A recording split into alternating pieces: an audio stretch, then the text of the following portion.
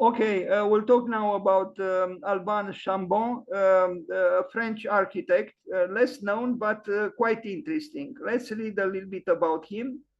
Uh, he was born in France on June 13th, 1847. And that's the reason we talk about him today, because today is the 13th of June, but 2023. He died in Brussels, in Belgium, in 1928. He was a French architect. Il a entre autres réalisé le socle original de la porteuse d'eau. Beautiful words, la porteuse d'eau. Est une eye important du siège de la. Anyway, you are not here to hear me, pronounce in French. They say on Wikipedia in French that he realized the pedestal for the statue, which you are going to see next, in fact, la porteuse d'eau, the one who carries water, a lady, a woman, and an important part of the headquarters of, I don't know, Caisse Générale d'Épargne de Retraite à Bruxelles, a large office building, which we are going to see. Again, this is not the greatest PowerPoint presentation I ever made. It's a tentative one, but it's a first step towards attempting to know this rather mysterious architect. And we can read here about him quite adequately, La fantastique architecture d'Alban Chambon, the fantastic architecture of Alban Chambon. And I wonder, is our architecture fantastic? And I would say most of the time it is not. But it could be, or it could become so, if we want it to be so. This was the man, maybe with his wife, I don't know. Anyway, so he was born mid-19th century, and La Porteuse d'Eau. And I'm even thinking, what a beautiful subject, actually, to make a fountain with this very name. Even in Romanian, it sounds good now, or in English, I have to find the words, but in French, it's maybe even better. La Porteuse d'Eau. In Saint-Gilles, La Porteuse d'Eau, Musée de l'Eau et de la Fontaine, the Museum of Water and the Fountain. I didn't know such a museum existed, but I think it is a very worthy museum, because unfortunately, very soon, water might become exactly this, an entity, an item in a museum. I hope not, but things are not looking bright in relation with water. We need water badly. It's immensely important water, but it is limited and we abuse it. In 1898, this administrative office in Saint-Gilles, Bruxelles, decided to place a fountain candelabra. How do you call it, candelabra in English? I have trouble sometimes with my memory. But the language, the word, because it's the same in Romanian, candelabra, in the middle of I don't know what is Carrefour de la Barrière Saint-Gilles. La création fut confiée à l'architecte sculpteur Alban Chambon. So because he was not just an architect, but also a sculptor. And this is the work of La Porteuse d'Eau in Saint-Gilles. I don't know what Saint-Gilles is. Maybe, I don't know. I saw also the word of Bruxelles, maybe a suburb of Bruxelles or a satellite city. A fountain, but it would be nice to design fountains again, although fountains use water. Well, what if we design Zen fountains which do not use water, but make us think of water, so we complete the fountain in our imagination, even if no water is running. Alban Chambon, la porteuse d'eau. And it might be that maybe sooner than later will mimic what she does, because actually myself, when I was a little kid, I used to bring water in my grandparents' house because there was no running water in their house, so I would bring from a spring. And maybe we appreciate more water if we go through the effort to carry it from one place to another, just as this lady does. This is, I think, a very worthy subject. And in fact, it's so worthy that Kenneth Frampton, about 2 years ago, wrote me an email where he said that the future will belong to rain harvesting, so collecting rainwater.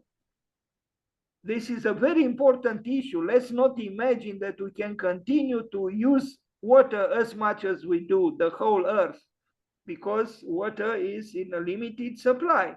And we better be careful with water as well. I admire this fountain, this work by this architect sculptor, first because of its theme, La Porteuse d'Eau. It's a good work. Now, an interesting house, 1901, Maison Les Chats, the house of the cats, or the cats. And you'll see that the cats populate the facade, I mean, plastically represented of the building. And this building shows that it's possible to have a narrative architecture, meaning an architecture that tells a story. 1901, Maison Les Chats. This is the house. This is the building, Maison Les Chats, 1901. It's considered kind of Art Nouveau. And just a second, here are the cats. You see them.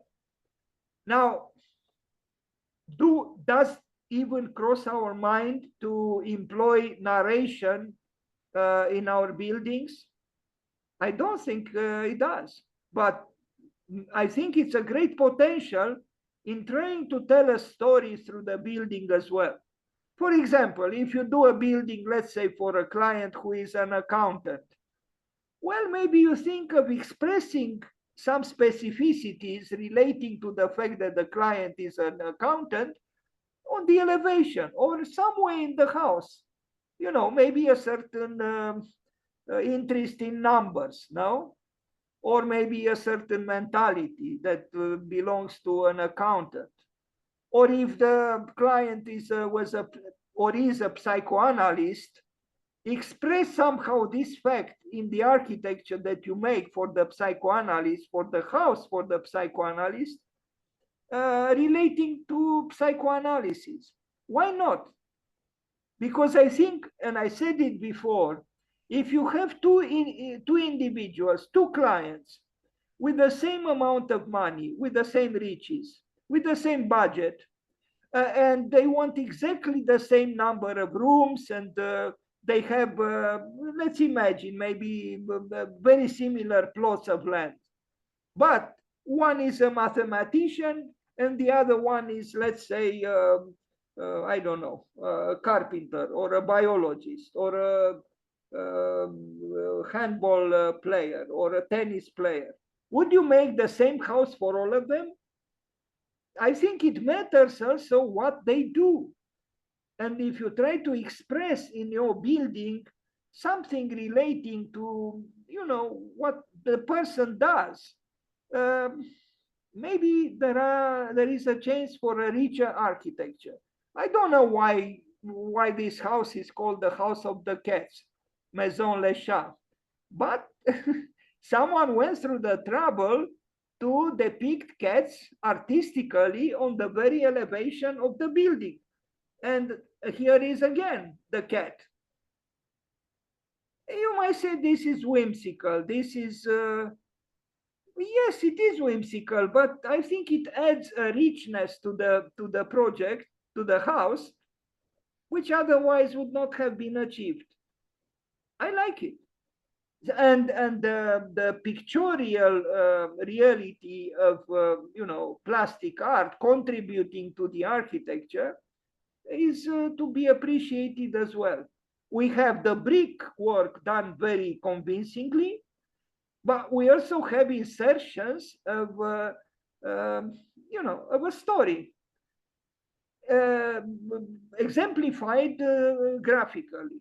Or so I think it's a great potential here because let us not forget, whatever some people might say, architecture is an art as well. Okay, it's a little bit different from art, but at its best, it is an art. And I said it countless times, and I will say it one more time. If architecture was not an art, why is it present in all histories of art? What does architecture do in the histories of art if it is not an art? Please try to explain this to me. Look at the parapet of this balcony. Is it done with artistry? I think it's done with artistry, yes. I mean, these circles here could almost be, compared with the eyes of this cat here. Maybe, maybe here is almost like the face of a cat. Maison Atelier de Géo Bernier, Rue de la Réforme. Also in Brussels. Sorry, a few letters are missing there, but that's how I found the text on Wikipedia. 1902, so 120 years ago. Building outside, but if you look more carefully at it, there are interesting things happening here. The bow window and certain details, and the inside also is interesting, and it's an atelier for a painter that is inviolable. We see again the richness of the brickwork. It's not flamboyant, but it's still done with a certain interest in variation, which matters. And look here, even this slight curvature here, of this wooden element. Why did he complicate himself to do this? Exactly because architecture is or could be, or maybe at its best is, meaning an art. And look here, why did he complicate himself here in this way? Maybe this is not even truly necessary because it's not so deep. But it's not just about calculation. It's also, or mainly, about beauty. This piece in itself, it's a well-crafted entity, element of the architecture of this building. I don't think there is anyone who could say it's useless, thus it's not beautiful. No. I think it adds beauty to the building and complexity, richness. Look here again, the entrance door. It's done with character. It's not just a hole, a rectangular hole in a wall. No, it's not. And look at the studio. Now, who wouldn't want such a studio? It's hard to say no, isn't it? 1901.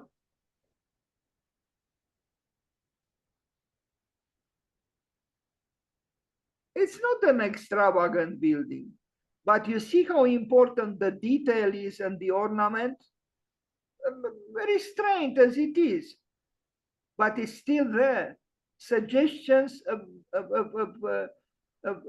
some sensitivity, which is important, very important. Here too, he could have done just a banal piece of glass. It's not. It's more. It's more. It's true. It was 1901. Look here. You see this little ornament here at the bottom. and it also shows up here and here. So why did he make them? In order to complicate himself, right?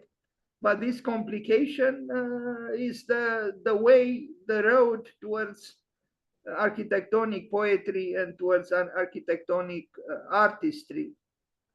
Just as the employment of, you see, different materials. You have stone and you have brick, but even the stonework is done with a certain complexity and sophistication, and so is the brickwork. So much richness right here on, I don't know, 3 square meters at the most. Not bad. I think even the tree enjoys what it sees and what it throws its shadow on. These things matter. These things belong to architecture.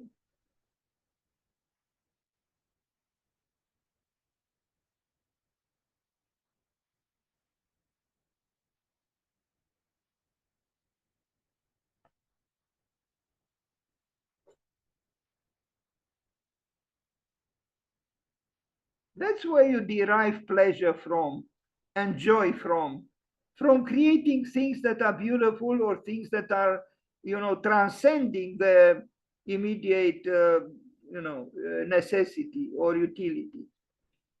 Stained glass window. Stained glass windows. What is that? We don't know because we don't use it any longer. But could anyone say that this is not enchanting? I think it's very enchanting. Instead of watching TV, some ridiculous movie made by HBO or Netflix, let's gather some artists and create some beautiful things. A stained glass window for someone who can afford it, and maybe even for someone who cannot afford it, as a present from the architect and an artist or two. A beautiful thing donated to someone who maybe is willing to receive it. Why not? How else could we change the world for the better? The interior of the house is also, look at the staircase. It's not bad, It's maybe okay. It's not necessarily a wow staircase, but I think it's done very, very well.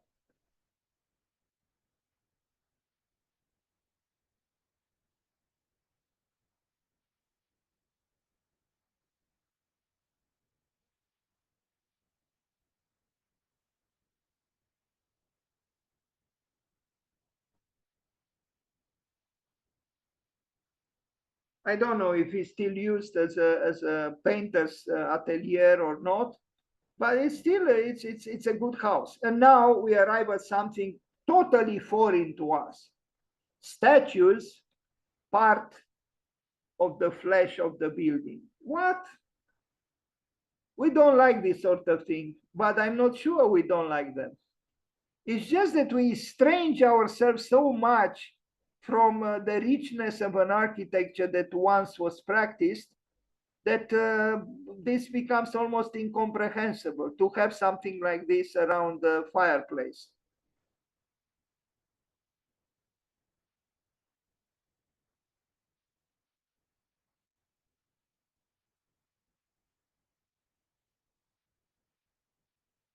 Now this is agrandissement, growth, and a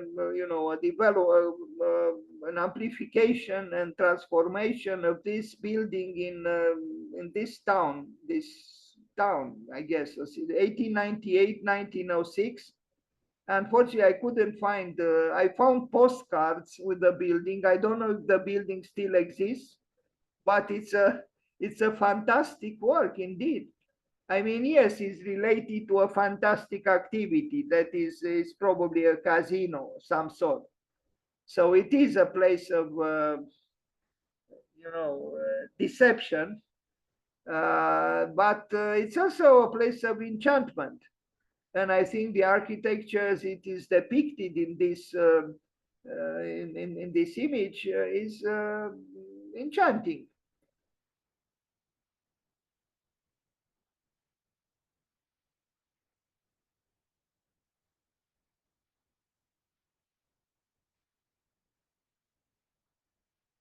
The Palace of Deception, perhaps.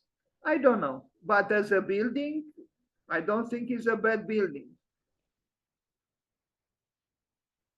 I understood already existed the building, and he only amplified it and transformed it. But it's a building, in my opinion, worthy of continuing to live.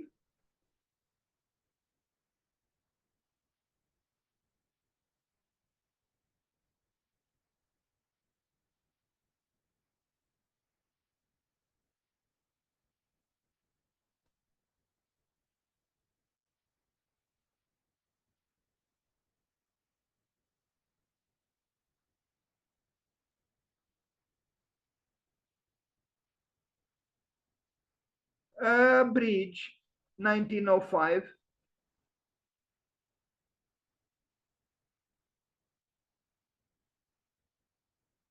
Do our bridges have such elements of, sculptural, exuberance? No, they don't. But I think, from Bernini to this French architect, uh, a certain idealization of what a bridge is continued to exist. And these figures at the top of those architectonic tall narrow pedestals are expressions of an élan vital. They express emancipation, so to speak, from gravity. Maybe we can think of ways of bringing back this lost art. A theater, here I wasn't very clear. Was a little bit confusing for me. That's why I didn't show any pictures. And now we arrive at the last again. This is just a tentative presentation on this architect. Hopefully next year I will be much better prepared to talk about him. This work also is complicated by the fact that there are various buildings, and I think he didn't work alone.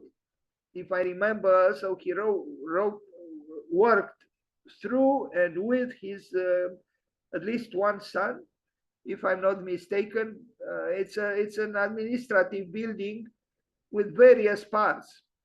Maybe it's not known for sure where he worked, but it's part of the urban fabric, and it's I think it's still a rich architecture, and quite an ample project. You see the elevation, the treatment of the windows. There is a study here in variation, which I think benefits the building. The corner, of course, it's more dramatic, as usually this happens. Corners are more dramatic. This is another view of another part of this complex of buildings, also done by the same architect, but maybe completed by his son. Here we see more and more, the approach of a more stringent modernity. Not so many details any longer, no ornaments, and no narration. But it's still a good building, I would say, at the first sight.